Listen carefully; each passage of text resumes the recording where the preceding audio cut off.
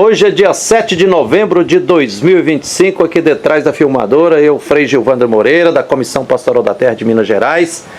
Estamos aqui no município de Onça, visitando uma família muito especial aqui, né, Ceissa? Se apresente. Sim, eu sou a Ceissa, moro em São Lourenço da Mata e conheço o Dr. Celerino e Diana desde 13 anos de idade.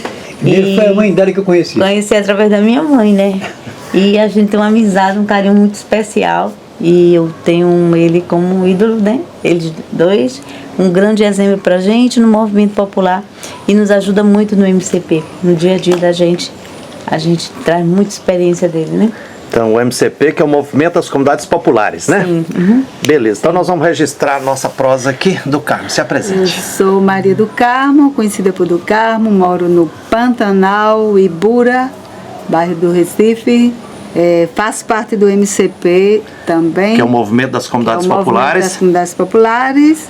E trabalho na comunidade popular do bairro onde eu moro, no Ibura. Beleza. E a Diana, que daqui a pouquinho nós vamos ouvir, o doutor Celerino Carriconde, e tá também o nosso irmão Barbosa. Se apresente, meu irmão. Eu sou João Barbosa, eu também estou morando lá na comunidade do Ibura, na casa da comunidade do MCP, e eu vim do Rio para tentar ajudar os companheiros aqui na construção do MCP, do Movimento Popular, devido a algumas informações que eu tive a partir de livro. O pessoal daqui, como um pessoal muito aguerrido, né? Que teve diversas coisas aqui, né, que me impressionou muito. Desde 22 anos de idade eu tenho vontade de vir para cá e agora teve a oportunidade, eu estou aqui ajudando a estar construindo um movimento aqui. Que beleza, João. Está no ar mais um episódio do programa Palavra Ética com o Frei Gilvander. Um espaço de resistência e esperança, onde ecoa a voz de quem luta por direitos à terra, moradia, preservação ambiental, cidadania e superação de todas as injustiças. Aqui, a palavra ética ganha vida. Cada voz faz a diferença. A gente amplifica os gritos por justiça, os clamores e as reivindicações justas e legítimas dos povos, comunidades e dos movimentos sociais do campo e da cidade. Sua voz importa, de verdade.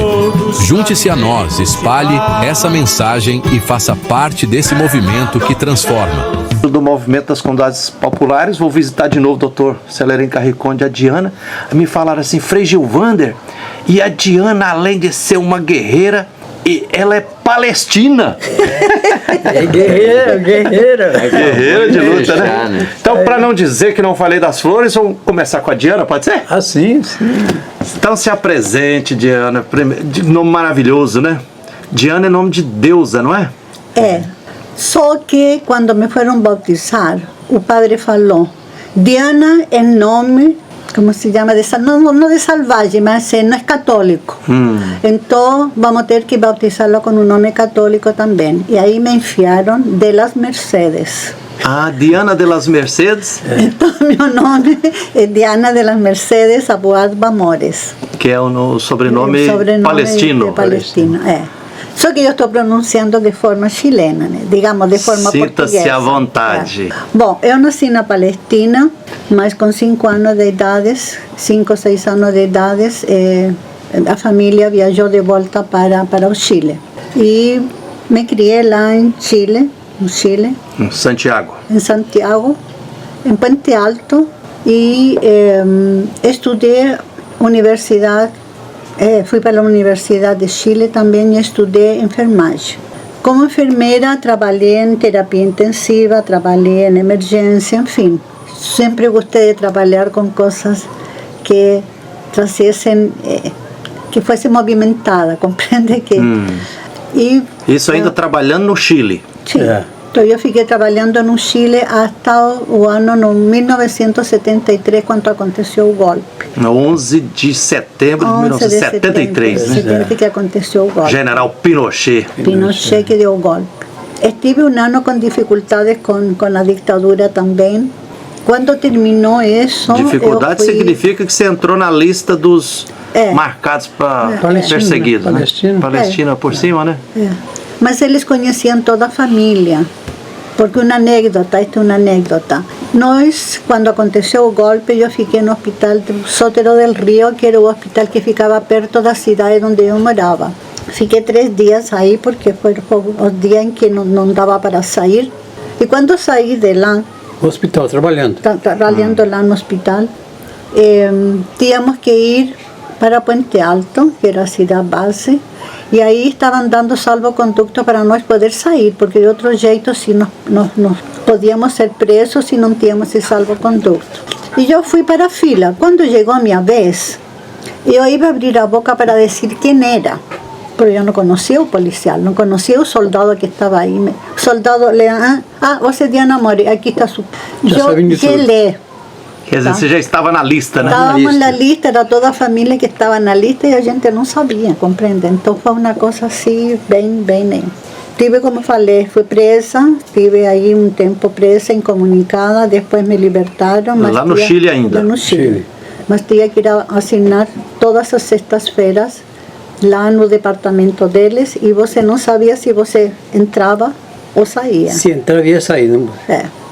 Então, um dos médicos que trabalhava lá e que tinha contato com o pessoal do Ministério de Guerra me chamou e me disse: Diana, é melhor que você se mande de Chile, não pode ficar aqui, porque vai vir uma nova leva de prisões e você vai entrar, mas não vai sair. Decidi ir para... Eu não queria sair do Chile, mas aí tive que decidir sair e fui para Canadá, que era um país que estava recebendo chilenos e que estava inclusive ajudando, tá, para eles poder viajar. Você conseguiu sair clandestinamente? Não. Como é que foi? Ou foi oficial? Fui para a Embaixada de Canadá.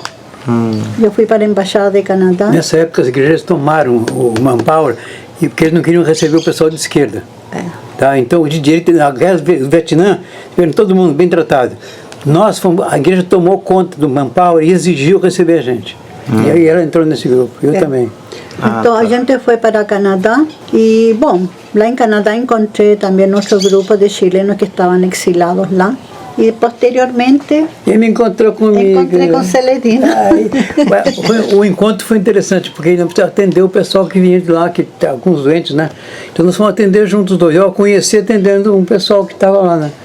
E foi o frechaço. Entrou na sala, ela assim, quem é essa menina?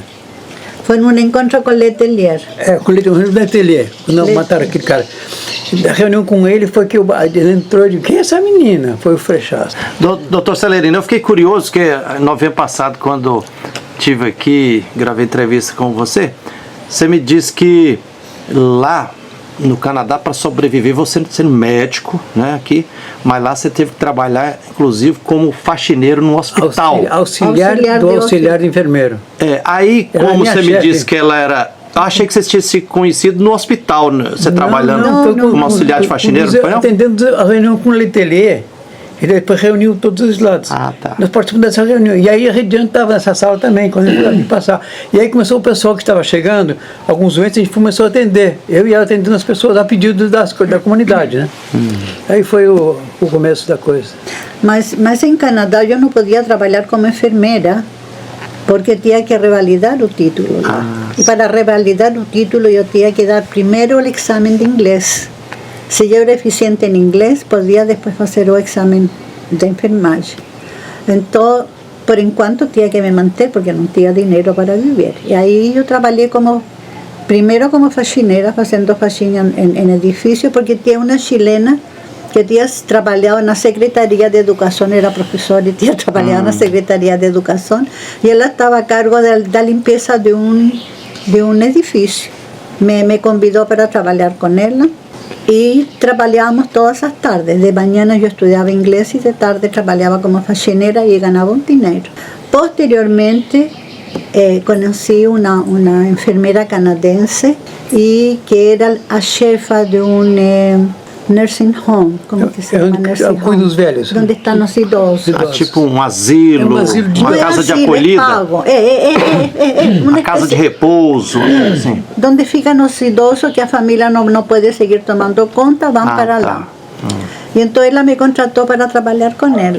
E aí trabalhei 1 ano com elas também, por enquanto eu estava estudando inglês, preparando-me para fazer o exame de enfermagem. Bom, depois fiz o exame de enfermagem, passei e comecei a trabalhar como enfermeira. E ganhar bem. Com um plantão que ela fazia lá, eu passava um mês aqui. É. $100. E aí vocês se conheceram numa das reuniões dos exilados. Quando ele teria reunido os exilados lá, antes de ele ser assassinado. Né? Depois, E aí foi amor à primeira vista? Como é que foi? não, a minha não, o dele foi. O coração disparou? Foi o olhar, a paixão Celerino. e a missão. É verdade. Olhar, paixão e missão. Missão. O olhar, Juntou a essa paixão, trilogia. a missão. Essa trilogia. Muito bom. Porque a gente estávamos juntos, como éramos os dois, el médico e a enfermeira, então, por exemplo, os chilenos faziam greve de fome.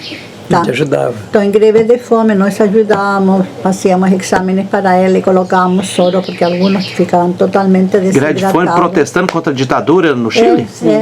Então, quando existiam todos esses movimentos, alguém que ficava doente ou que precisava fazer algum tipo de procedimento e eu podia ajudar, me chamavam. Então, esse tipo de coisa, mas não era assim grandes coisas, porque realmente estávamos todos recém-chegados e não tínhamos... E o governo direitista que está até hoje no poder aí, que recebeu a gente na marra, porque a igreja tomou o Mampau, o lugar de decisão de entrada para o Brasil, para o Canadá, e aí foram obrigados a receber a gente, né? Mas eles não queriam, não. E o Dom Helder também. E aí Na o época, Dom Helder ele- apareceu lá. Ele viajou para lá. Dom Helder foi fazer palestra, ia fazer conferências, sabe? E aí foi uma reunião que ele foi na universidade e reuniu os exilados depois. E eu falei, mas não estou aguentando mais. E eu vou querer me entregar. Eu disse, meu filho, tu não pode renunciar a uma missão. Tu tem que aguentar o sofrimento, que sempre vem a redenção. Porque se você entregar, você vai entregar, a tua causa está entregando. Foi meu companheiro no exílio, rapaz. Só que foi, passamos junto lá. Geraldo Vandré? Rapaz. O Geraldo Vandré. Ele fez aquela música, Pátria Amada, com essa música. Tupi. Deixa eu ver se tem Até na os minha- cachorros aqui tem nome revolucionário, né, Celerino? Os índios guaranis, pô. Tupi, Cepé, tudo era. Ah, que maravilha, que maravilha. Tupi, vamos parar. Nas palestras do Dom Helder, começou a aparecer os ventos da anistia. Reuniu os Não, exilados. ainda não. Reuniu os Ainda não? exilados. E aí ele viu, eu contei para ele que não queria me entregar, disse, meu filho, aceita a opressão com a consciência crítica da opressão. Amplia a tua visão mais humana e volta um dia a servir teu povo. Para mim aquilo foi genial. Semana seguinte eu estou num sebo e tinha um livro lá, The Man Search for Meaning, Dar Sentido à Vida, Viktor Frankl. Viktor Frankl foi um judeu, psiquiatra, companheiro de Freud, que combatia Freud, porque Freud ficava com a elite e ele estava com a juventude. E a família dele foi assassinada toda. E ele conseguiu escapar, ficou 10 anos preso. Quando saiu, escreveu na prisão esse livro, Dar Sentido à Vida, The Man Search for Meaning. Foi genial, porque a história que ele conta, rapaz, Tocou fundo. tocou fundo. E a partir daí, interessante, eu estou num sebo, né? Aí, 2 semanas depois parei do lado. E estou no sebo e abro um livro assim, The Man Search for Meaning. Abri e comecei a ler. De Dom Helder, 10 dias depois, o cara, pô. Tipo, as coisas, tudo iam se encaminhando. Dedo de Deus? É o Deus de Deus, é Deus. Porque as coisas acontecem, tem sentido. Esse cara, rapaz, ele ficou 10 anos preso, ameaçado de morte, aí escreveu, e quando ele saiu de lá, ele foi trabalhar com as crianças, porque naquela época havia muito desemprego de criança. Ele foi trabalhar com, a opção dele é ajudar as crianças. Tá? É um cara genial, tinha uma forma, o judeu, mas judeu com visão de ajudar a população, de ser um cara bom, não era um bandido não, porque tem judeu filho da puta, né? Os comerciantes. Mas Não, eu conheço judeu de esquerda, eu conheço. Sim, Sim, lógico. não, tem, pô. Tem Cara, Não, tem judeu de esquerda, tem muito aqui, ó. eu tenho um lance de teatro, né, que eu tenho uns filmes, né. Aí o Gitma é um judeu, né. Ele dá aula de teatro para povo pobre. Ele tá sempre de vez em quando ele tá na Globo fazendo alguma coisa. É. Qual é o nome dele? Gitma. Muitos judeus Ele pelo é lá mundo de- afora ele que é lá de lutaram contra Botafogo. o genocídio do povo palestino, né? Pois é, pois é. Por falar nisso, Diana, vamos para frente, vamos para trás, mas eu acho que não preciso nem perguntar que te dói muito esse genocídio que o Estado racista mesmo, neocolonial de Israel faz em cima do povo palestino, né? Até porque a gente ainda tem familiares lá. tenho primos, não tenho irmãos, porque felizmente o irmão que morava lá morreu, com 90 e poucos anos, morreu e a esposa dela voltou para o Chile, porque ele estava morando no Chile, mas queria ir para a Palestina. Então ele voltou para a Palestina com a esposa e ele morreu lá, então ela voltou para cá. Mas eu tenho primos irmãos, como dizemos em espanhol, digamos, primos de primeiro grau que moram lá.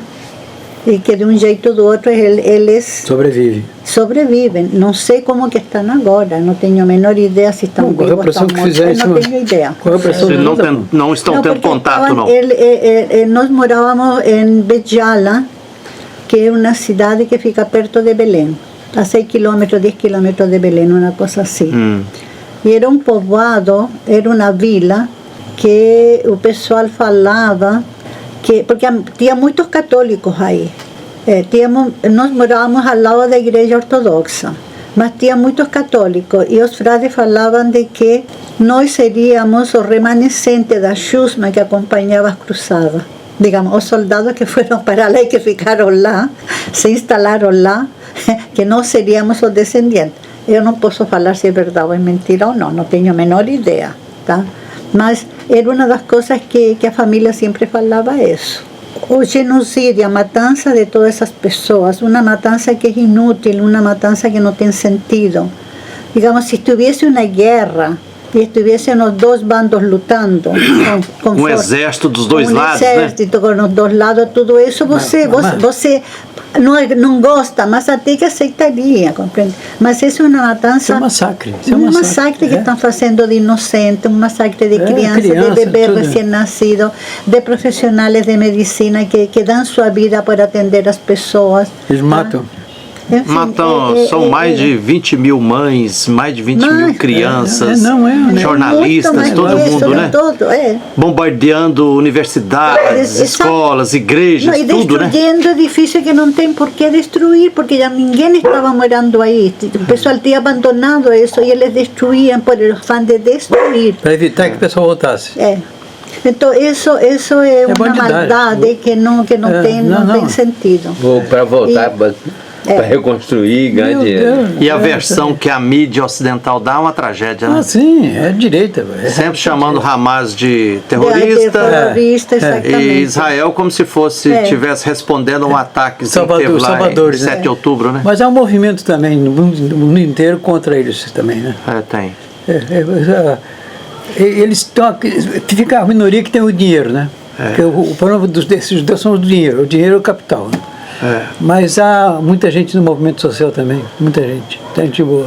Aí, Diana, quando Celerino, escutando aí a dica do Dom Helder Câmara, falou, aguenta firme, você tem uma missão, o sentido da vida, a missão está na frente, está pintando anistia lá. Anistia, agora esse negócio de anistia, agora a extrema-direita está pedindo anistia. Né? Aí Celerino resolveu voltar, você falou, nossa, apertou o coração. Em vez de voltar para o Chile, você veio com o Celerino para o Brasil? Como estava fazendo, quando aconteceu a anistia, nós fomos juntos para a Itália, porque houve um encontro grande dos quando houve a anistia, houve um encontro internacional dos exilados lá em Roma, com o apoio do governo romano. E ela foi junto comigo lá participar. Então, aí eu vi que Celerino tinha que ir e tinha que voltar, porque Celerino a única coisa que queria era voltar. E quando voltamos para Canadá, e aconteceu a anistia que realmente podia viajar, ele abandonou. Nós dois estávamos fazendo um mestrado de saúde pública. Ele deixou tudo e se mandou para cá. E, deixou o Canadá. Pois é. Eu fiquei em Canadá porque tinha que terminar. Olha, vínculo em família. E no meu aeroporto, Diana estava com um companheiro nosso, um palestino, que é um cara genial, que foi preso, a doutora Diana disse. É uma pessoa assim, do coração. E que mataram toda a família dele. Adib. Nunca me esqueço da Adib. E aí, eu estava em cima e Diana com a Adib embaixo, e eu com o coração partido. Tudo o contrário, tu estavas embaixo, estavas perto do embarque e eu estava em cima olhando para vocês. É depois, não, mas no primeiro, Depois. quando você, No início, quando você então. colocou a dívida lá, que Sim, você então. que estava chegando lá, tipo, Sim, para sim, sim. despachar na rodoviária, né? Sim. Foi interessante quando fui chegar para poder entrar no avião, não queriam deixar eu entrar no avião, porque eu não tinha passaporte brasileiro, eu tinha passaporte de exilado. Eu consegui um passaporte de refugiado de guerra, tá? Porque o país não dava, nem Chile me dava e nem Canadá me dava o passaporte. E aí eu fui, eu era praticamente, então quando fui embarcar, não me deixaram entrar porque o meu passaporte não era reconhecido, não era brasileiro. E aí eu deixei a família de lado e fui Embora você sendo sendo brasileiríssimo. brasileiro, mas eu era exilado, né? Estava anistiado, mas era exilado. Então a ordem do governo não deixava eu viajar, sem passaporte brasileiro. E aí quando eu vou sentar na cadeira, assim, ao lado de um senhor, e o cara assim, o que aconteceu com você? Eu digo, senhor, eu não posso viajar com a minha família, vou ter que ficar aqui, mas eu não sei nem que tem condições de voltar para o Canadá também. Disse, meu filho, para um momentinho. Foi lá na porta, daqui a pouco voltou, vem, você vai viajar. Sabe quem era o cara? O cara ia para o Brasil, para cá, para proteger os exilados que estavam chegando. Sabe o que é isso? Olha. Sabe o que é a mão divina? Mão divina. Olha, a mão divina eu encontrei um montão de vezes na minha vida. Na hora da tortura, foi a mão divina que me salvou. Eu ia levar o pau de arara e quando prenderam a loira que assaltava banco, aí me deixaram de lado e eu consegui evitar o pau de arara. E aí o capitão que comandava lá no exército reconheceu o meu nome real, que estava com outro nome, e conhecia minha família no Rio Grande do Sul. Aí eu fui solto. Sabe o que é isso? Sabe o que é a mão divina te proteger? Ô Celerino, então deixa eu aproveitar e fazer uma pergunta, que muita gente pergunta assim, Frei Gilvander, o pessoal que enfrentou a ditadura militar civil empresarial no Brasil, no Chile, na Argentina, em 73 países que os Estados Unidos espalhou, Uruguai, Uruguai Argentina, também, né? Chile, Panamá, tudo da mão da... Tudo. Aí as perguntas falam assim, Frei Gilvander, esse povo que e depois foi exilado, uns foram mortos, outros exilados e tudo, eram todos comunistas? Você era comunista ou cristão? E é. Para mim, comunista e cristão, para mim não é a mesma coisa. É a mesma coisa. Porque quem luta para uma sociedade mais justa e mais humana, eu nunca renunciei ao meu Deus cristão. Mas foi ele que me deu a força de entrar no Deus revolucionário. Porque a maior revolução foi o cristianismo, pô. Um século prendendo e matando cristãos. O cristianismo surgiu na tortura, no exílio, no extermínio. Exato. Aí quando os reis, e mesmo com o negócio de 100 anos, a igreja era perseguida. Aí para cooptar a igreja, eles cooptaram a igreja, viu ligado ao Estado e acabou. Aliou Mas com o por Império, 100 né? anos foi uma luta revolucionária. Aquele filme do famoso, aquele Spartacus. Viu aquele filme? Spartacus. O que é Spartacus? Pô, o cara... Os cristãos das catacumbas, Das né? catacumbas. Sobreviviam nas catacumbas. É isso aí. Então, depois Jesus era revolucionário, né? Jesus não morreu de velhice Não. só porque fez assistencialismo, não, né? Não. A mensagem cristã, entre Barrabás e Cristo, por que escolheram Barrabás não Cristo? Porque Cristo, quando chegou, quando digamos que estava chegando, ele não queria assumir a revolução, mas ele queria transcendir a revolução humana. Entre Barrabás, que era um líder político, que era um guerrilheiro, né?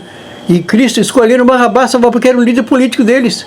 Jesus não assumiu porque o reino de Deus, o reino de Deus era um outro, transcendia aquele momento histórico, né? Então o Barrabás se salvou, mas ele era um cara que lutava para mudar a sociedade também.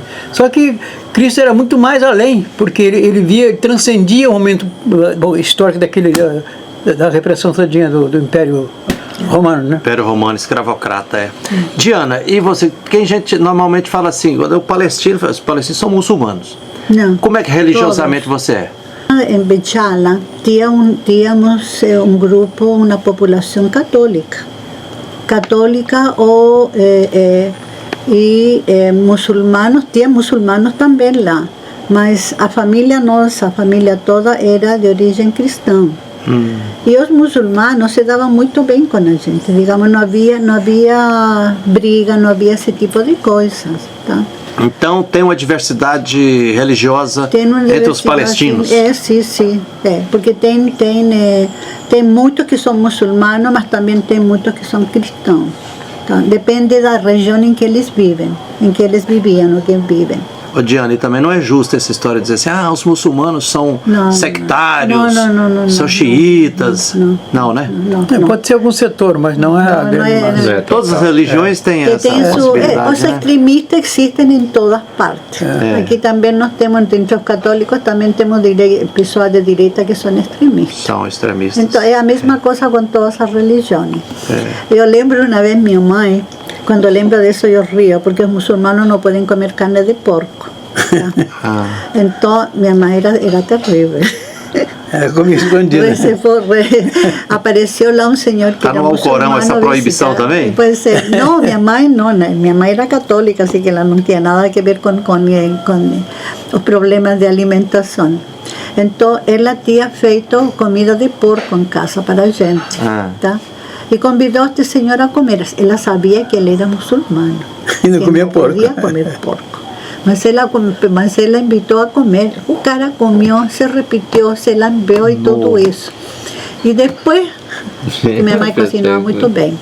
Aí depois pergunta para ela, e que carne que é essa que você me deu que era tão saborosa? Le disse, carne de porco. O cara Ficou furioso. não ficou furioso, ficou apavorado. É pecado. Não sabia, pois é, Criou um porque problema espiritual. Quando nominou, a carne gostosa virou problema, né? Mas continuando a história. Então, depois de asilados em vários países aí, no Canadá vocês se encontraram, e aí você veio e você continuou lá no Canadá, Diana? Eu continuei mais um ano porque tinha que terminar. Eu era brasileira. Ela não podia entrar aqui sem ter o doutorado. Então, o mestrado. Então, eu tinha que terminar, ao menos tinha que ter um título que servisse de tá. Aí, quando eu fiz isso, não tive problema para entrar. Tá? Só que no início, eu entrei como turista. Tá? Não entrei como permanente, entrei como turista. E comecei a renovar o visto de turista,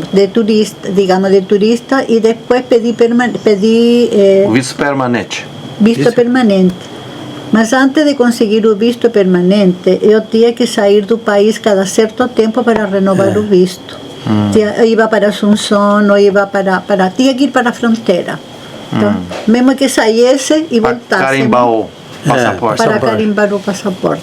Então, nisso ficamos uns 2 anos, me parece, 2 ou 3 anos, até que finalmente consegui o visto de permanência aqui no Brasil. E aqui no Brasil, doutor Celerino, você voltou a exercer a medicina e você trabalhando como enfermeira? Como é que foi? Não. Quando eu voltei, a prefeitura é do Krause. Sabe quem é o Krause, né? Krause é o cara da outra direita aqui, sabe? O pessoal que matava o pessoal de esquerda. Era o PCC deles aqui. E me perseguiam muito. Eu morei na favela, que fui morar na Casa Amarela. Em Recife? Recife. Porque até a classe médica era contra, porque eu estava desmoralizando a classe médica. Foi um debate numa rádio, chamaram e disse, olha, eu não sou médico, eu estou médico. Meu compromisso é com o meu povo. Eu vou ficar lá e ninguém vai poder me atacar. Caçem meu diploma se quiserem caçar. E aí eu respondi, não me tocaram mais. E você tinha o seu CRM, tudo legal, Tudo beleza, né? legalizado, estava lá. Quando eu fiz fazer... Você fez medicina pela PUC de Curitiba? Curitiba, foi. E fazer o café? Quando eu fui fazer aí eu fui lá, e aí um cara disse, mas como é que só agora você, depois de 10 anos que vem para cá? Porque eu estive exilado, fui prisioneiro. E quem é você? Celerino Carriconde. Eu acho que eu conheço você. Você era da JUC, né? O cara tinha sido da JUC. Me deu na hora. O funcionário lá do CRM lá. Não, era um médico que fez entrevista para mim. E o cara, depois ele foi presidente, foi governador do estado, e aí me tratou assim, ó. Foi militante da JUC também. Então, que isso, a coincidência do negócio. Aí ele era o governador do estado aqui? Depois foi governador do estado. Ele dava aquela época. Mas aqui em Pernambuco, foi governador do estado. E foi um encontro comigo lá. Você está falando de Robalino? Robalino, né? Foi secretário. Foi secretário de Deve ter sido do Miguel Arraes. na época Miguel Arraes. Miguel Arraes, governador. A Madalena Arraes me adorava, sabe? Porque Madalena. ela vibrava com o nosso trabalho. Quando lançamos Aí, mas o livro, pegando o fio da meada aqui, como é que aí você não voltou para medicina clássica? Como é que foi? não, eu voltei com a medicina normal, teve o CRM tudo bem. Agora, só que eu fui morar, porque eu não queria fazer trabalho eu queria fazer com, não para eles, entendeu a diferença? E com eles, eu tenho que partir do que eles têm. E Com que eles, o povo os tinha? pobres, com os pobres. E que o povo tinha? Conhecia a planta medicinal, entendeu? Que você já tinha aprendido com os indígenas lá no Panamá. No Panamá. Eu aprendi no Panamá com os Quando você índios. estava exilado lá. Porque eles não tinham como tratar, e eu tive uma ferida que estava gangrenando, comecei com mel de abelha. Um dia você prescreveu uma... Eles não tinha como comprar o remédio Não, aí eu comecei a aprender alopático, né? medicina. Não tinha não. Até porque o governo lá, o Torrico, queria ajudar, mas só que a direita era muito grande lá. Então, era ameaçado, inclusive. Que tem esse negócio do mel de abelha? O mel de abelha tem a propriedade de bactericida e bacteriostático. Então eu botava na filha da mulher que estava quase gangrenando, não dava para comprar antibiótico nem nada, porque a mulher tinha, o marido era... Que maravilha. E aí eu lembrei quando eu estudava medicina, eu gostava de ler coisas fora do tema. Eu comecei a ler um livro da Rússia sobre mel de abelha. Eu achei genial. E aí quando cheguei no Panamá, eu pedi, e comecei a tratar a ferida e acabou a gangrena, pô. Aí quando eu chego no Canadá, eu comecei a estudar o mel de abelha. O própolis, né? O própolis é altamente medicinal, né? Pois é, o pólen combate o tumor de próstata, mas eu usei só o mel, porque ele é bactericida e bacteriostático. E acabou a ferida. Tá? Naquela época, aí eu comecei a estudar. No Canadá, descobri que eles não guardam peças quando operam um cara para fazer depois tudo. Não guardam em formal. Guardam no mel de abelha. Mantém o tecido inteirinho e não destrói nada. E fica melhor o tecido poder examinar no microscópio. Maravilha. Agora, eu lia muita coisa fora do estudo, porque eu era muito assim, eu gostava de... Porque eu demorei 4 vestibulares para poder passar em medicina. Todo mundo dizia isso, eu vou fazer medicina, eu vou fazer medicina. E fui embora para São Paulo, fui limpador de chão, consegui estudar, fiz vestibular, virei bancário depois e passei no vestibular. Igual o maior arquiteto. Porque você era filho de camponês do Rio Grande do Sul. Meu pai tinha sido agricultor, perdeu tudo, né? Era fazendeiro. Era fazendeiro, mas perderam tudo com houve um incêndio. E tudo o arroz que ele tinha foi perdido. E aí perdeu, tinha dívida, então se lascou e virou operário no final. E aí como é que foi, Diana, seu começo de trabalho aqui no Brasil, a partir de Recife, Pernambuco? Bom, quando eu cheguei aqui no Recife, Celerino já estava morando aqui. Você chegou em 1980? Não, 80 foi? 80. Tá, no final de Eu cheguei em 79, eu cheguei em 80.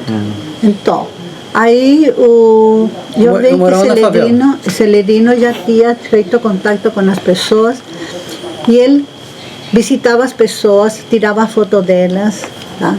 E aí começava a aprender um pouco sobre plantas medicinais com elas. Quando eu cheguei de plantas medicinais, eu não entendia absolutamente nada, eu só entendia de remédios de farmácia, de remédios alopáticos. Mas começamos também a chamar pessoas das comunidades para começar a fazer formação para agentes comunitários de saúde. Tá? Capacitar a gente de saúde. Capacitar agentes de Estava saúde. surgindo nessa época o movimento do agente de saúde. E com essas pessoas que eu comecei a aprender plantas medicinais, porque eu não entendia nada de plantas medicinais. Inclusive, minha conversão para plantas medicinais foi que curei uma cistite, que é uma infecção urinária, que não ficava boa com antibiótico. E esta menina me disse, faça o cozimento da raiz do pega-pinto. É uma planta. É uma planta rasteira. E eu fiz, tá? E fiquei boa em 3 dias. E eu já tinha tomado antibiótico, tinha feito não sei quantos exames e não ficava boa. Então foi aí quando senti minha própria pele, o efeito que as plantas faziam, que me converti. E aí foi que comecei a aprender com elas. Tá? E foi uma coisa muito interessante, porque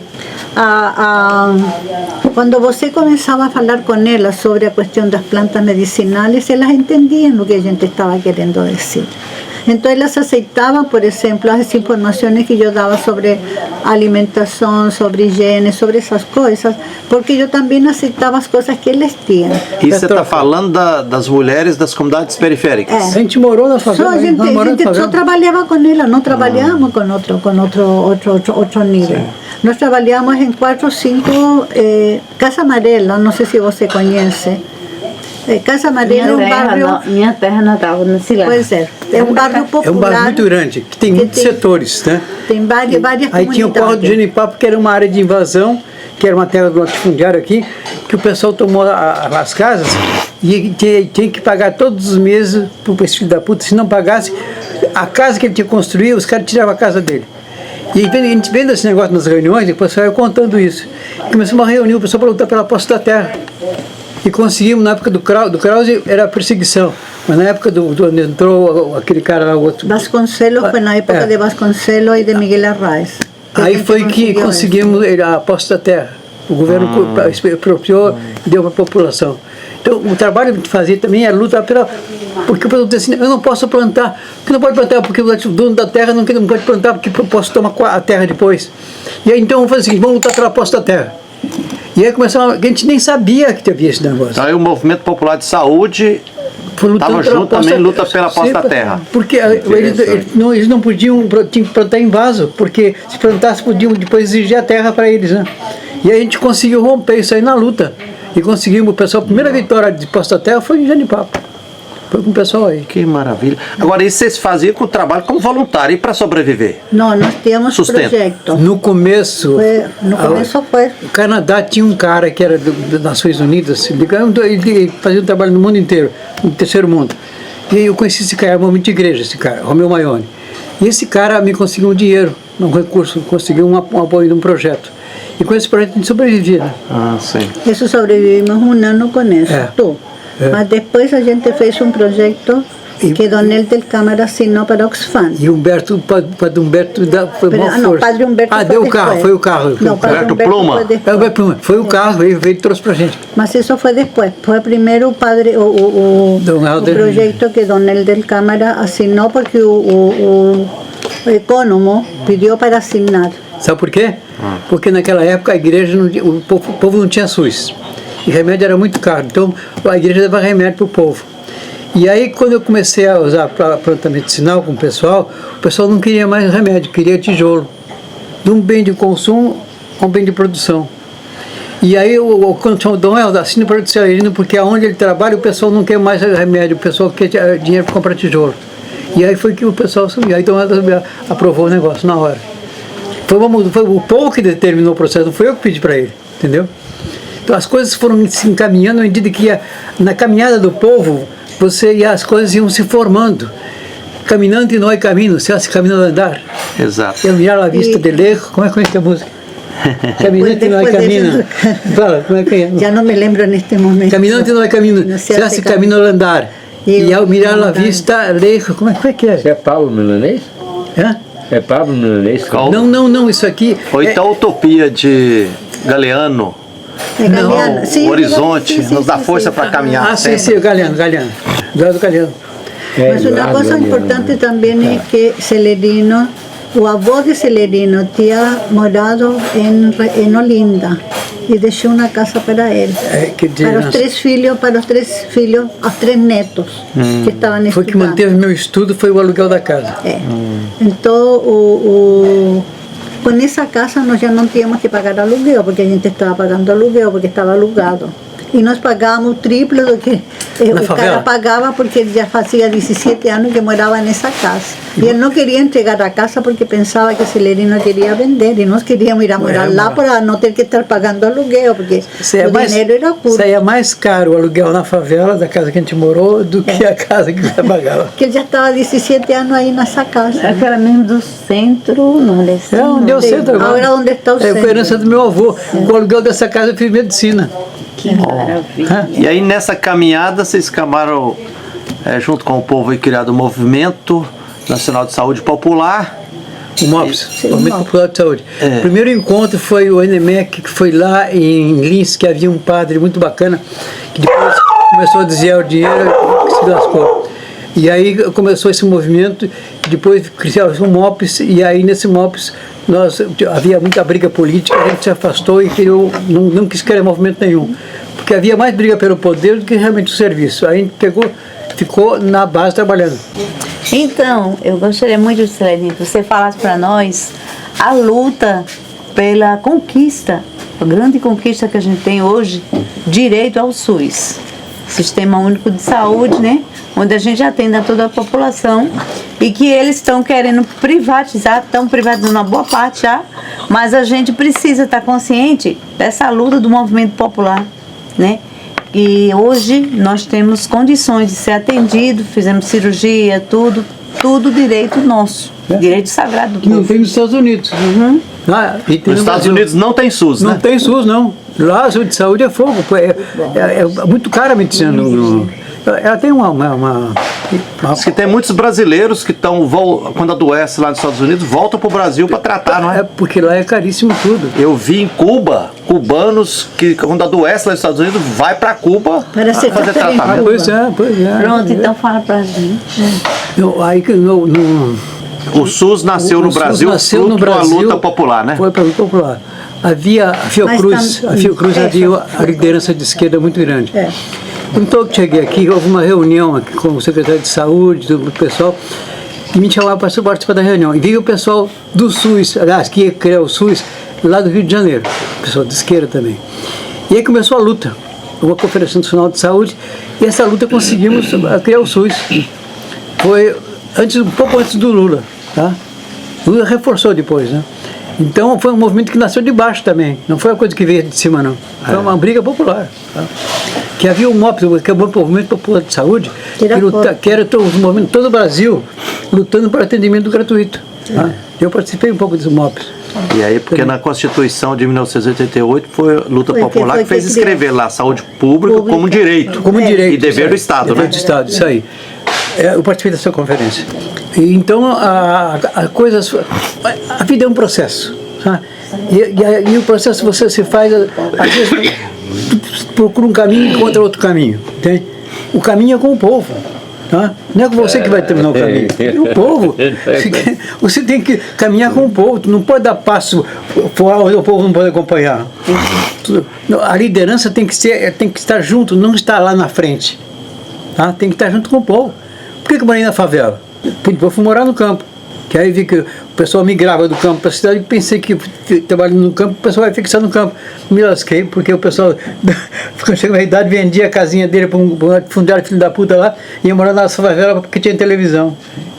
Olha, o povo é contraditório, tá? O povo quer ter um bem-estar e não pensa no que ele perde quando vai pegar outra coisa. Ele foi morar na favela, vendeu o terreno. As seduções do sistema capitalista é muito forte, né? É, rapaz. Ideologia, lembra que eu falei pra você? É o conto da sereia. A ideologia, o canto das sereias, né? E a gente enfrenta isso, né? Porque hoje, né? nós fazemos trabalho com criança, né? E no trabalho, muitas vezes a gente vê, né? A ilusão da internet. Então hoje a briga grande da gente é contra esse sistema aí, que é uma influência muito forte. Negativa, tira a infância, tira a vida e o alcoolismo, né? Então a gente está combatendo muito alcoolismo a droga. Pois é, exatamente.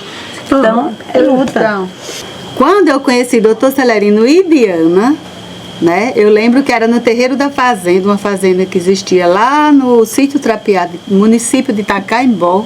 Aqui no Pernambuco. Aqui em Pernambuco, né? Aonde teve a primeira experiência de teologia da enxada. Teologia da enxada. O padre Comblan. Com o Padre José Comblan. Isso, eu tinha 12 anos. Então, naquele tempo, morria muita criança de desidratação, tuberculose. Muitas mães morriam. De fome. Subnutrição também. De fome. Eu sobrevivi pela misericórdia divina e os aprendizados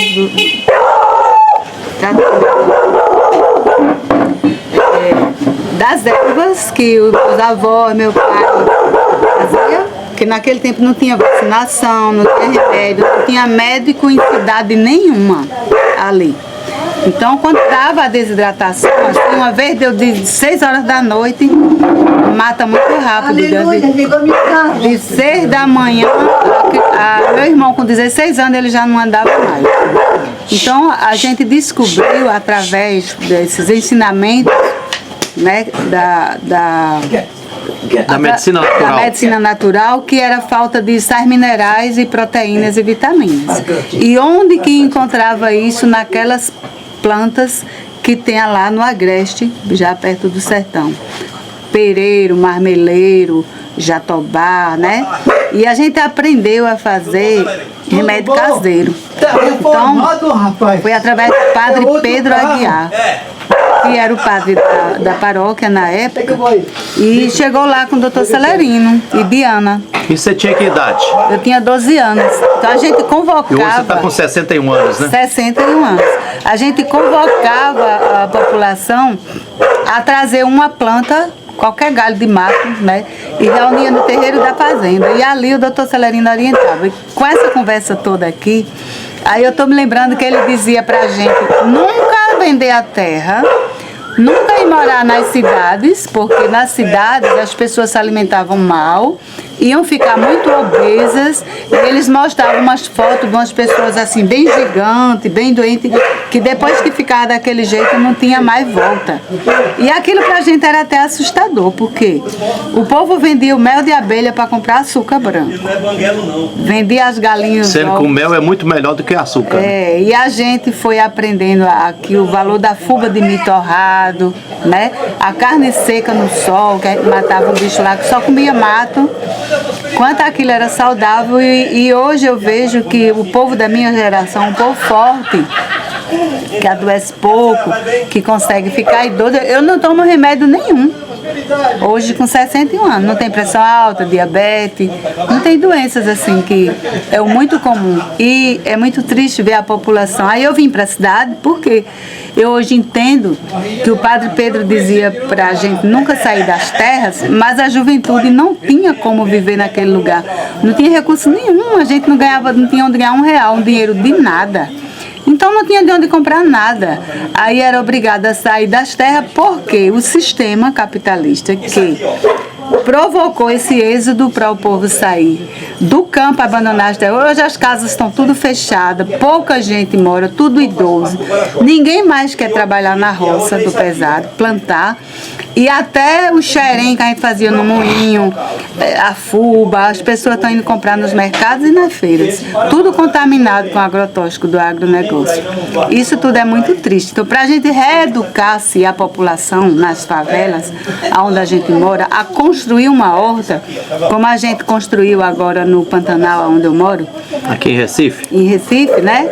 É um sacrifício para as pessoas ter consciência do valor que tem você colher um molho de coentro ali que você plantou, né? Porque tudo depende do dinheiro. E a grande maioria muitas vezes nem tem o dinheiro para ir lá comprar uma fruta, para comprar uma verdura. Isso faz com que tenha um doenceiro desse e o povo vive pendurado. E a população adoecida, né? Doente de tudo que os médicos nem descobrem que doença é. E na porta dos postos das UPA, das policlínicas, atrás de remédio e atendimento que não cura, né? E os aposentados gastam mais de 50% do salário mínimo. Com remédio. Com remédio, pega a aposentadoria e deixa a maior parte na farmácia, Isso. né? Então é essa riqueza, esse legado que a gente recebeu de Dr. Celerino e Diana. Da medicina natural, né? Exatamente. Cura pelas plantas. A gente traz com muita honra, muito orgulho, né, para as comunidades populares do MCP, através Movimento das comunidades populares. Das reuniões de saúde, das atividades, a gente produz o suplemento que você estava perguntando se é válido. A gente aprendeu a produzir com a pastoral da saúde, a pastoral da criança, na época, né, que se fazia os suplementos com folha de macaxeira, o farelo de trigo que a gente dava para engordar os porcos, né? As sementes, tudo isso levanta a imunidade e a gente atravessou a pandemia tranquilamente nas comunidades através desse conhecimento, dessa produção simples que a gente aprendeu, mas que a gente levanta a imunidade dentro de 2, 3 dias de qualquer situação grave, inclusive dentro dos hospitais onde a gente está paciente nosso da comunidade, né? Feito, Cessa atravessou esses dias com a nora dela, né? Que teve um erro médico. E ela conseguiu lá atuar, como o doutor Celerino diz. Ele disse para mim aprender, eu tinha muito medo, né? Tirar sangue, aplicar sangue, eu tinha um medo danado. Mas eu aprendi. Autohemoterapia. Foi com que Cessa sustentou a menina dentro do hospital. Com infecção grave. Tem que fazer escondido? Tem, mas ele disse para nós que a gente tem o direito de praticar desobediência civil. Autohemoterapia? Autohemoterapia. É retirar o próprio sangue e aplicar no músculo? Como é que é? E os leucócitos, eles são reproduzidos. A defesa da gente levanta, né, de 4.000 leucócitos vai para 22.000. Mas aí ele atua por 7 dias e ele vai em busca daquele sangue, vai saber o que é que está havendo. Então eles vão se multiplicando para defender a gente de algo. Aí quando ele chega que reconhece que é o próprio sangue nosso, aí ele vai atuar onde a gente está doente. Aí há processo alérgico que você está sentindo, evita infecção hospitalar. Ela não teve febre e olha que ela estava com um quadro gravíssimo. Então ela não teve febre em nenhum momento, eu fazendo um autohemo dela lá. Não precisou ser entubada e a gente conseguiu revirar o quadro dela e conseguir a transferência dela e ela está hoje sã e salva em casa. Com autohemoterapia. E retira o sangue da veia ou da artéria? Tira da veia. Qual a quantidade? Qualquer lugar. 5 ml. 5 ml. 5 ml e aplica... Aplica no músculo, que pode ser no braço, no glúteo muscular, na bunda ou no ombro mesmo. E isso foi testado cientificamente. A ciência não avançou porque o sistema não interessa, porque a autohemoterapia, ela cura muitas coisas e custa R$1 uma seringa, né? A gente teve um caso na comunidade. E é o próprio sangue salvando a pessoa, né? Isso. Então, lá além da hemoterapia, você fez o suco da vida, que é uma fórmula, viu, para curar leucemia. E desde Toninho, teu filho, né, que ele agora está com 25 anos? 28. 28? O Toninho tinha 1 ano e meio quando ele teve início de leucemia. E a gente conseguiu reverter esse quadro e curou. O levedo de cerveja, né, que é a base da gente. Todo o tratamento que nós aprendemos com ele. Ele nos capacitou. Doutor Celerino. Doutor Celerino e Diana, né? Espécie do doutor. Então, nosso Celerino. O companheiro. Companheirão de luta. Então, a base do tratamento natural que a gente faz é a desintoxicação. Isso então, a primeira coisa, a gente vai ver o que é que a pessoa está comendo de industrializado, que não é natural, que nem é da terra. Então, a gente vai desintoxicar com limão, o suco do rabanete, o carvão ativado, suco da cenoura com limão. Então, a gente vai desintoxicar o bicarbonato, né, do carro? Aí a gente vai desintoxicar. Depois da desintoxicação, durante o período, aí a gente vai entrar com a mudança de hábito, né? Adaptar a dieta da pessoa. Geralmente eu mesmo conversei muito com Diana e a Diana passou a dieta dela e o Celerino que ajudou ela a se convencer de fazer a hemoterapia lá dentro do hospital. Falou, dona Cissa, será que não faz mal, dona Cissa? Porque eu tô assim desse jeito e eu tô amamentando e tal. Existe uma insegurança que é normal. E vocês fizeram e foi beleza? Então, autohemoterapia. salvou a vida da minha nora. Que maravilha. E a nossa também, né? Porque um bebezinho sem a mãe, como é que ia ser? Só que é clandestino, a gente não pode, porque senão a gente é presa, né? Vocês, então você e a Maria do Carmo são discípulas da Diana. Somos. E do Com muita honra. Dr. Celerino. A gente leva o legado. Mas as discípulas superam a mestre. Mas não, mas é a verdade, porque o que eu acho interessante é que o pessoal pega algumas coisas que a gente passa, mas depois eles vão adicionando coisas que elas também vão pesquisando, que conhecem de outras pessoas e vão adicionando isso. Aprendendo, né? E isso eu acho que é muito importante, porque não ficam apenas repetindo a mesma coisa. Vão vendo o que é o que podem ir adicionando e vão melhorando. Ô, Diana, além das oficinas, dos encontros de base e tudo, vocês publicaram também muitas cartilhas e livros sobre medicina natural, não é? Inclusive, tuvimos um livro que porque a gente pedia mais para as próprias comunidades fazer suas cartilhas, tá? Não nós fazer tanto nós. A gente orientava para eles fazerem suas próprias cartilhas. Então, a gente tem um bocado de cartilhas que algumas delas vão agora para São Paulo, porque na Universidade Federal de São Paulo tem um departamento que é museu, na qual tem uma parte que vai ser dedicada exclusivamente às pastorais. E dentro das pastorais, o pessoal está querendo cartilhas feitas pelo pessoal das comunidades. E a gente já fez uma seleção e estamos mandando esta semana, eu vou mandar pelo SEDEC para eles. E isso vai ficar lá, tá? Com o nome das comunidades e deles. Então, vai ser um arquivo do nacional, museu da Faculdade de Medicina, tá?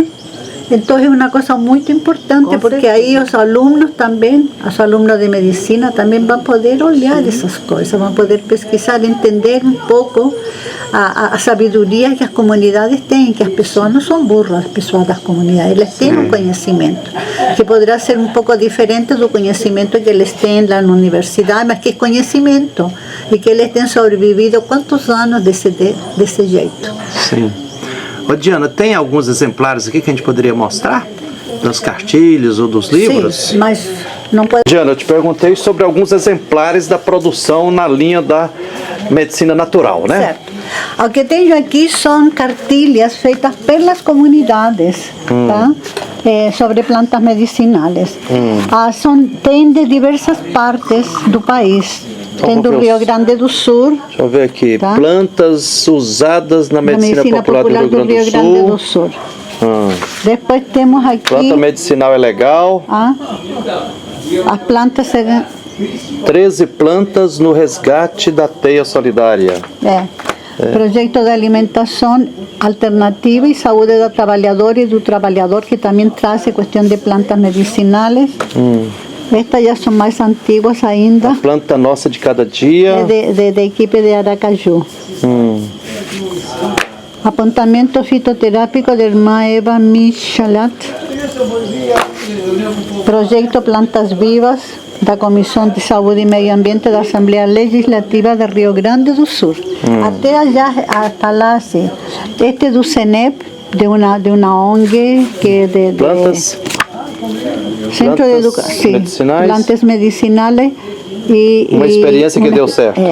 Está em Nova Palmeira, na Paraíba. Tá. Este outro que é bem antigo também, a Organização de um Povo pela Saúde. Tá. Saúde popular, né? Estas são coisas que já estão um pouco velhas. Plantas medicinais, o remédio mais perto de você. Administração da fé e raça. Cachoeiri. Que legal. Farmácias vivas também. Farmácias vivas são hortas? As hortas. E jardim de cheiro, as plantas medicinais. Então, tem Lutando juntos por mais vida e saúde nas comunidades. Ana, o segredo da medicina natural é a cura pelas plantas, é pela alimentação acertada quem tem saúde, ou pela alimentação horrorosa, cheia de veneno que te adoece. Tem algum outro segredo?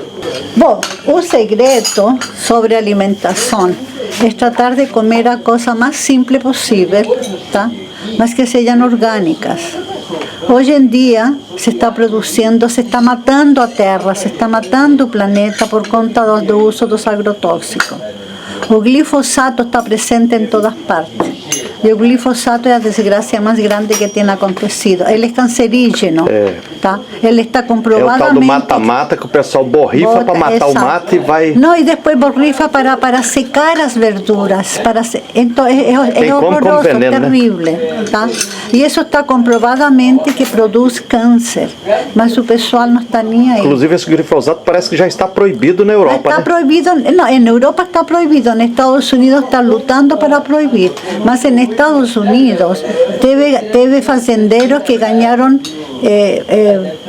milhões de dólares porque tuvieron cáncer y no fueron avisados que el glifosato tenía cáncer. Entonces a Bayer teve que pagar esas cuestiones. Indenização. E tem uma longa lista em espera. Eu não sei isso em que vai ficar agora, porque com Trump você sabe como que é. Mas, então, uma das coisas muito importantes é a gente poder comer. E uma coisa que é bem interessante Comida é que... saudável, na linha da Não, mas não agroecologia. é apenas isso, você também pode plantar em casa, mesmo que você não tenha terra, como a que temos aqui. Mas se você tem um quintal, você tem vasos, você em caixote, você pode plantar coisas em caixote que Até em cima do telhado você pode colocar terra e plantar. Um planteiro, né? Exatamente, né? sim. Nós já fizemos um projeto com essa ideia.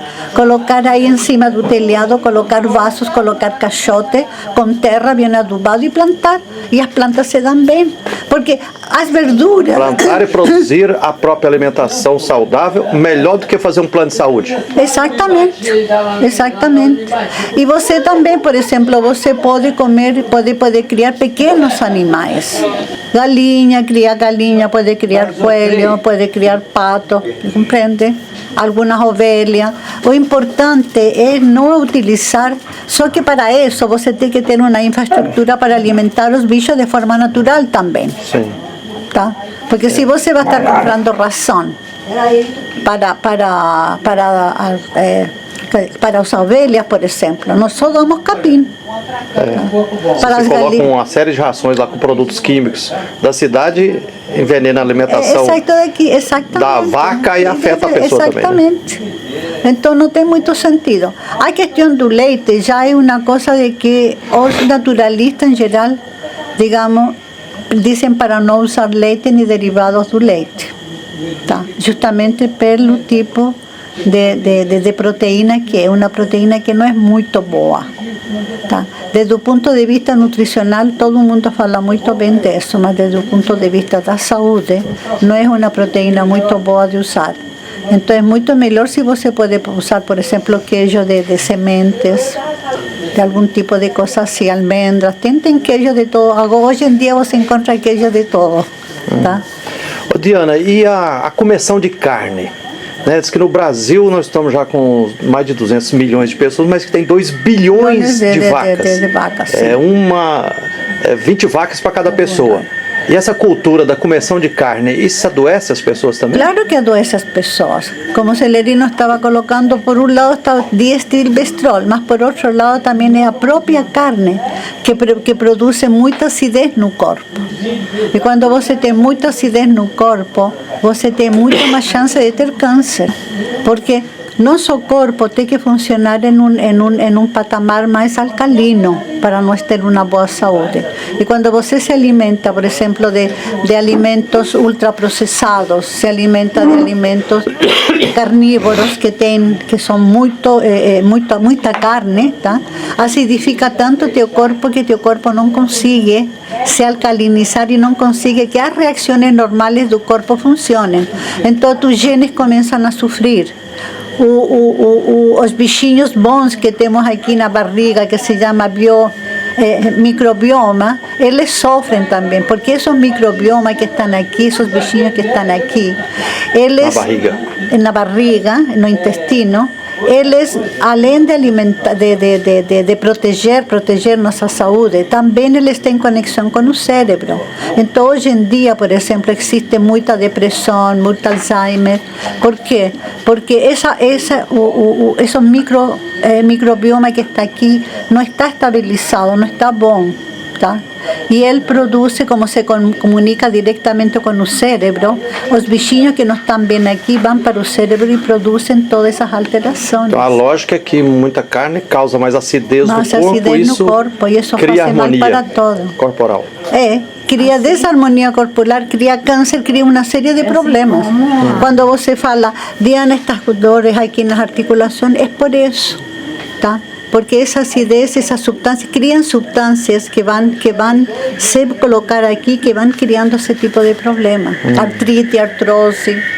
Ô Diana, outra coisa, hoje tem muita gente falando assim que o adoecimento tá geral. E se fala também em adoecimento emocional, ansiedade. E aí tem muita gente afundando em psiquiatria e tomando remédios, outros fazendo Quando é que eles acompanhamento poderiam com fazer? psicólogo, com psiquiatra. Qual o caminho? No, eu acho de que lo que eles teriam que fazer uma boa limpeza do corpo. Sauna é excelente para desintoxicar. Y se desintoxicar y tener una buena alimentación. Y con eso, ellos pueden de a poquinho, y con algunos suplementos nutricionales, de a poquinho les pueden ir recuperando la salud. En Estados Unidos existe un movimiento de médicos y nutricionistas que trabajan mucho en ese sentido. Y ellos han recuperado muchas personas, justamente recuperando a salud intestinal da gente. A saúde intestinal da gente manda no nosso corpo, manda no nosso cérebro. E como é que faz esse processo de desintoxicação do corpo? Pronto. Para desintoxicar, tem que beber muita água.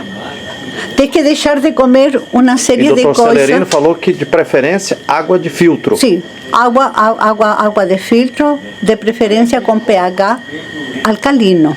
Tá? Digamos, Não. 6, 7. Sim. Nada de pH 3 ou 2, porque isso não são muito boas. Depois você tem que ter como base, sua alimentação como base teria que ser plantas. Tá? Você plantas, nozes, sementes. Tá? Por exemplo, lisanha. A linhaça é uma excelente proteína. É uma excelente proteína e você pode colocar em todas as comidas. Faz a farinha de linhaça e come todos os dias um pouco. A chia também, e são ricas em proteína e são ricas em ácidos graxos ômega 3, que são muito boas para a nossa saúde. Tá? Então, fora disso, você pode comer um pouco. Ovo pode ser uma proteína que você coma. No mínimo um ovo por dia? Seria, se você Pode precisa. ser frito ou cozido? Não, cozido. Fritura não faz bem, não. Se você quer fritar, você frita na água e depois você coloca o azeite.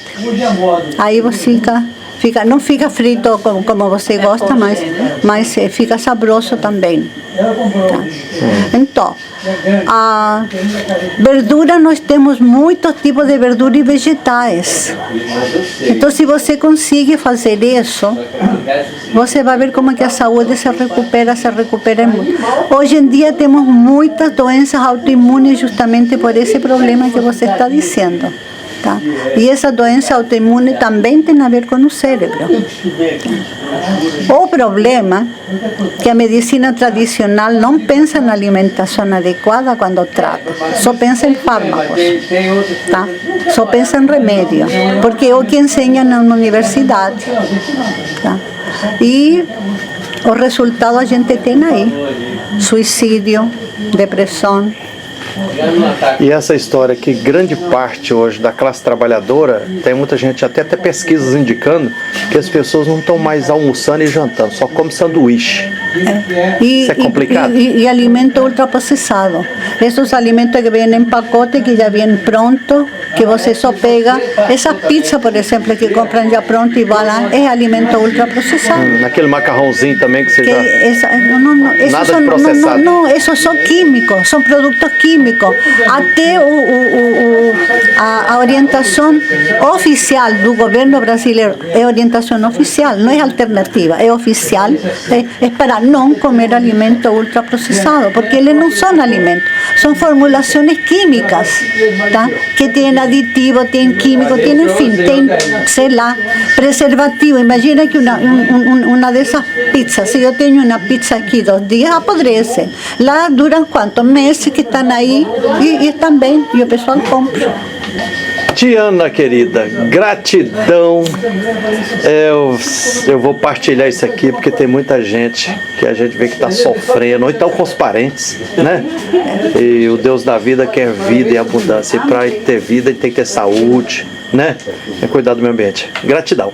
Gratidão a vocês também e muito obrigado pela visita, né? E que se repita. Só que se vai ser de um ano para um ano, não sei. Gratidão, alegria. Hoje, dia 7 de novembro de 2025, aqui, que beleza, nesse sítio maravilhoso. Aqui é um pedacinho do céu, não é? Sim, graças a Deus. Realmente. É verdade. Um pedacinho do céu. Carriconde, você falou que quando você comprou isso aqui, era o quê? Era capim, você foi plantando aí, virou uma floresta? Era terra pura, terra de barro. Tá? Eu comprei uma carga de gravatar e taquei embaixo, fiz curva de nível. Eu tinha feito um trabalho antes no campo com os agricultores, e aí vim para cá, morei no campo. E aí fizemos a curva de nível, plantamos negócio. Hoje essa mata aí, pô. Que maravilha. Tem 20 anos essa mata. Eu queria fazer uma pergunta para você. Que você sempre nos orientou e que o povo fala muito assim, doutor, o que é que eu faço para pagar o senhor, tal, chega ali e tal, olha, vai lá para a tua comunidade, assume o teu papel e se reúne lá com o grupo. E você sempre fala, você não faça só a plantinha, mas é o que você fala? De essencial da pessoa, do amor. Aí eu gostaria que você explicasse essa questão. Olha, a força motora do mundo é o amor. O ódio é o oposto. A elite vive do ódio, mas nós cristãos vivemos do amor. Nossa força motora é o amor. Quando Jesus entrou em Nazaré, que aí estava Barrabás, não tem? E Jesus chegou. Quando entrou em Jerusalém. Em Jerusalém. A quem que o povo escolheu? Solta Barrabás, condena Jesus. Condena Jesus. O povão gritou, né? Então mataram Jesus, mas ele ressuscitou. E Barrabás só virou um guerrilheiro, mas nada mais do que isso. Tem que ser muito mais que um guerrilheiro. Tem que viver um dia a dia na construção de um mundo diferente, e começa por mudança de nós. Vencer o nosso egoísmo, a nossa preocupação com a gente somente, mas se preocupar com os outros. Porque eu só sou na relação com os outros, não sou na relação comigo mesmo só. Com os outros, comigo e com Deus. E a força motora é o trilogia, né? Quem se perdeu da população, do povo oprimido, se perdeu de Deus também. E se perdeu de si mesmo, né? Que beleza, viu? Aê, que beleza, né? Valeu, garoto. Que beleza, Ceissa. Energia boa. Hoje foi um aprendizado aqui. Que maravilha, né? Maravilha, né, Dom Carlos? Não é teoria. Você que já te colocaram na beira da morte várias vezes, né? Você é um sim. sobrevivente, não é? Sou. Porque muitos vítimas do ditador, muitos foram trucidados, torturados até a morte, outros foram amarrados e jogados dentro do mar, né? Mas sabe o que me salvou? Foi o serviço. Primeira coisa, quando eu fui preso, pensavam que eu era do Foi grupo preso no DOPS em São Paulo? São Paulo. Pensavam que eu era do grupo do Lamarca.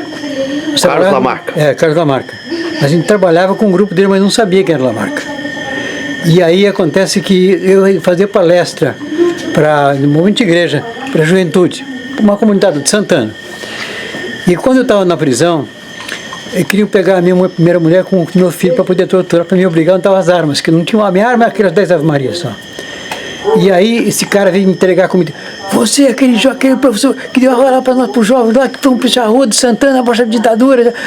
E o cara disse, faz um favor, avisa a minha mulher, avisa o padre, que pega a minha mulher e suma com a criança, que queria prender ela com a criança para poder me obrigar a falar uma coisa que eu não sei. Esse era o carcereiro? Não, era um jovem que estava servindo o exército e que serviu a bandeja para mim, ao almoço. Ah, sim. Ele era um cara que estava fazendo o negócio do exército que tinha que fazer, né? E justamente esse cara que me conhecia. E aí ele vai e avisa o padre, esconde a minha mulher com a criança e evitou a prisão dela. Foi a mão de Deus, pô. Não, olha, na minha vida, há muita prova de que Deus existe. O Deus do amor, né? O Deus verdade, o Deus justiça, o Deus missão. Já apareceu muitos anjos na sua vida, né? Ah, sim, sim. Agora a humanidade Tem a minha anja aqui, ó. Sí, yo no estaba escuchando que lo que estaba Diz que apareceu muito anjo na minha vida, diz que apareceu a minha anja. a Diana. Uma anja palestina na sua vida, né? Que beleza. E a humanidade, nós estamos na barbárie e estamos caminhando para mais humanismo ou está em aberto? Olha, o processo da história da humanidade é cheio de contradições, né? mas eu acho que a essência ainda é o amor e a justiça. São esses valores espirituais que mantêm a humanidade. Se não houvesse isso, se não tivesse Cristo existido, não seria o que aconteceu hoje. E fazer o que o doutor Celerino sempre fez nas comunidades, que é acreditar no povo. Então, pobre evangelizar pobre, ele aprendeu muito com Dom Helder, né? E ele sempre partiu dos mais sofridos. Ele não empodera o iletrado, ele empodera o povo, para o povo assumir sua direção, a sua vida e a sua história. Então, para mim, essa história foi a mesma que eu conheci no MCP. E o MCP está trazendo aqui o jornal número 43. Jornal das Comunidades. Jornal das Comunidades, MCP, Movimento das Comunidades Popular. Dá uma colaboração, viu? E nós estamos aqui, ó, com a experiência da roça coletiva no Maranhão. Ótimo. Várias. Qual cidade? Cidade é Imperatriz. Imperatriz. Eu tive lá. Imperatriz. Tinha um movimento de Onde tu igreja. foi lá? Onde tu foi quando tu fosse dar as palestras da saúde, Vocês, do foi curso? você, pois é, foi Então, lá. na área da Selma. A Selma está aqui no encontro com a gente. Genial. Então, nós estamos com atividade nacional com adolescentes e crianças, depois de muito tempo, né, do campo. Estamos na formação dessa juventude, dessa criança. E lá no morro, onde teve aquele conflito e assassinato, o povo do Morro, Rio de Janeiro, o povo os companheiros lá do MCP estão fazendo a N com as crianças. Um portal de esperança lá daquele povo. Aquele conflito ali enorme. Aquele desgovernador, vou te contar, aquele é um Pois bandido. é. Cláudio Castro, né? É um bandido, aquilo lá é. Só pela cara dele tu vê que é um bandido. Eu tenho diversos amigos lá naquele morro lá. Aquilo ali foi um massacre, É um massacre. absurdo. Sim, Fazendo como campanha eleitoral em cima do sangue humano, né? Pois é, mas a essência dele é maligna. E o triste é porque é um catolicão, diz que no sábado, no domingo, dia de finados, ele estava cantando na missa e o povo da missa aplaudindo ele. Tem base em trem desse? Aqui se prega o amor aos domingos. E o resto da semana o que você faz? Tu explora o povo, né? E lasca o povo. Aqui se prega o amor aos domingos. E Brincadeira. lembrando lá do MCP também, né? Se o campo não planta, né? A cidade não janta, né, cara? Agora a cidade deve começar a plantar, porque hoje na Europa a tendência é começar a fazer da cidade o pessoal morar em sítios e começar a plantar para ajudar o planeta. Isso vai acabar com o oxigênio do planeta. Tem bastante árvore. Estão desmatando tudo, vê como é que está a Amazônia aqui, porque desgraçado plantando aí. Exatamente. Quilômetros de extensão de produção para exportar. É brincadeira, mano. Isso aí é. Não, isso, eu digo muito capital estrangeiro também metido aí. Muito. Doutor Celerino, gratidão mil. Eu que agradeço a vinda de vocês aqui. Alimenta o coração da gente. Que maravilha, que maravilha. Vamos fazer a oração aqui. Deixa eu só mostrar aqui, ó.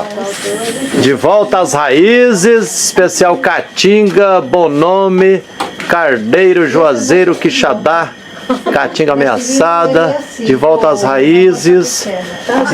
São jornais populares, né? Foi feito durante 10 anos. Tem 110 boletins feitos ao longo de 10 anos. Mais de 100 boletins? Mais de 100. Durante 10 anos. Que maravilha, aqui ó. Quinto encontrão, medicina caseira versus municipalização da saúde. Estamos começando no SUS. Sítio da Trindade, Casa Amarela, ó, 28 de novembro de 1999, há 26 anos atrás. Que maravilha, aqui. Introdução ao uso de fitoterápicos nas patologias de AP, atenção. Primária Saúde. Primária Saúde, É né? para os médicos, né? Do curso que eu dei para os médicos aí. Normal, muito normal, né? Os médicos, beleza. Inclusive, você já andou pelo mundo afora semeando essa proposta de Fui saúde. para a Índia durante um mês. Que havia um casal de médicos que exploravam, gastavam um dinheirão em remédio e não usavam planta. Aí o metodista me levou para lá, passei um mês dando curso dele. Mas o povo não sabe. Vamos reunir o povo aqui. E aí todo mundo vai trazer. Eles diziam porque eles queriam o dinheiro do remédio era desviado para eles. Então o povo usava a planta. E aí nós conseguimos implantar. Também viajei na África, em 2 países, e bom, América todinha. América todinha. Que maravilha. Parabéns, parabéns, meu irmão. Frei Gilvanda já chegando à noite aqui no sítio Cova da Onça aqui, que maravilha. Olha que rosa bonita aqui, olha. Que beleza. Quem gostou, compartilhe. Frei Gilvander registrado aqui. Direitos vem, nós direitos